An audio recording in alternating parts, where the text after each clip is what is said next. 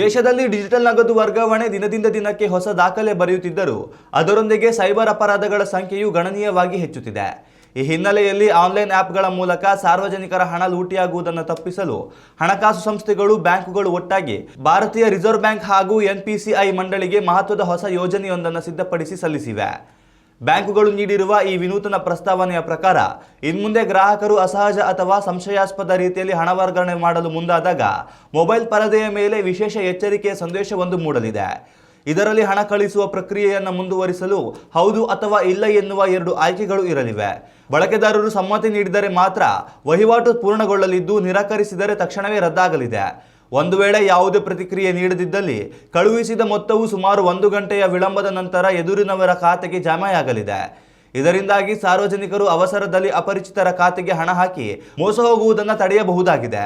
RBI 10,000 ರೂಪಾಯಿಗಿಂತ ಹೆಚ್ಚಿನ ಮೊತ್ತದ ವರ್ಗಾವಣೆಗೆ 1 ಗಂಟೆಯ ಕಾಯುವಿಕೆ ಸಮಯವನ್ನು ತರಲು ಯೋಚಿಸುತ್ತಿದೆಯಾದರೂ ಬ್ಯಾಂಕುಗಳು ಈ ಪಾಪ್ಅಪ್ ಅಲರ್ಟ್ ಪದ್ಧತಿಯನ್ನು ಹೆಚ್ಚು ಸೂಕ್ತವೆಂದು ಅಭಿಪ್ರಾಯಪಟ್ಟಿವೆ.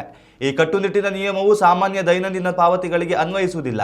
ಬದಲಿಗೆ ಹಿಂದೆಂದೂ ಹಣ ಕಳುಹಿಸಿದ ಅಪರಿಚಿತ ಹೊಸ ಖಾತೆಗಳಿಗೆ ಹಣ ವರ್ಗಾಯಿಸುವಾಗ, ಸೈಬರ್ ವಂಚಕರು ಬಳಸುವ ನಕಲಿ ಬ್ಯಾಂಕ್ ಖಾತೆಗಳನ್ನು ಪತ್ತೆ ಹಚ್ಚಿದಾಗ ಹಾಗೂ ತಡರಾತ್ರಿಯ ಅವಧಿಯಲ್ಲಿ ದೊಡ್ಡ ಮೊತ್ತದ ವಹಿವಾಟು ನಡೆಸುವಾಗ ಮಾತ್ರ ಈ ಭದ್ರತಾ ವ್ಯವಸ್ಥೆಯು ಸಕ್ರಿಯಗೊಳ್ಳಲಿದೆ. ಈ ನೂತನ ತಂತ್ರಜ್ಞಾನವು ಸೈಬರ್ ಜಾಲದ ಕಳ್ಳರಿಗೆ ದೊಡ್ಡ ಮಟ್ಟದ ಬ್ರೇಕ್ ಹಾಕುವ ನಿರೀಕ್ಷೆ ಇದೆ.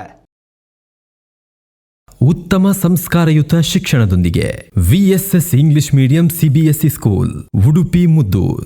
ನರ್ಸರಿಯಿಂದ 10ನೇ ತರಗತಿವರೆಗೆ ಶಿಕ್ಷಣದ ಜೊತೆಗೆ 5ರಿಂದ 10ನೇ ತರಗತಿವರೆಗಿನ ವಿದ್ಯಾರ್ಥಿನಿಯರಿಗೆ ಉತ್ತಮ ಹಾಸ್ಟೆಲ್ ಸೌಲಭ್ಯವೂ ಇದೆ. ನಿಮ್ಮ ಮಕ್ಕಳ ಪ್ರವೇಶಾತಿಗಾಗಿ ಈ ಸಂಖ್ಯೆಗೆ ಕರೆ ಮಾಡಿ.